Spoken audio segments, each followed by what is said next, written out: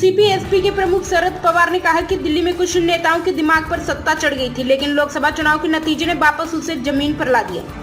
शरद पवार ने साथ ही दावा किया कि महाराष्ट्र विधानसभा चुनाव के नतीजे महाविकास आघाड़ी के पक्ष में जाएंगे।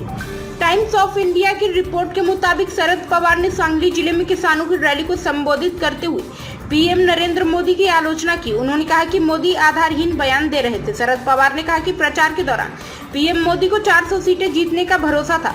वह जवाहरलाल नेहरू, इंदिरा गांधी, राजीव गांधी की आलोचना करते रहे और राहुल गांधी पर निशाना साध रहे थे, जो कि आम लोगों से मिलकर उनकी समस्या समझने की कोशिश कर रहे हैं। हालांकि चुनाव के नतीजे ने दिल्ली में इन नेताओं को धरातल पर ला दिया है। शरद पवार ने कहा कि रोहित पाटिल को समर्थन देने की मांग लोकसभा चुनाव में महाविकास आघाड़ी ने महाराष्ट्र में अच्छा प्रदर्शन किया। यहाँ एनसीपी ने 10 सीटों पर चुनाव लड़ा था, वह 8 सीटें जीतने में कामयाब रही।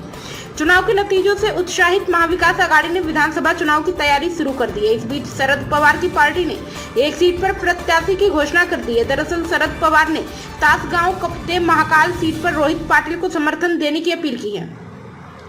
महाराष्ट्र में बीते दिन एमबीए के सीएम पद के उम्मीदवार को लेकर चर्चा शुरू हो गई थी।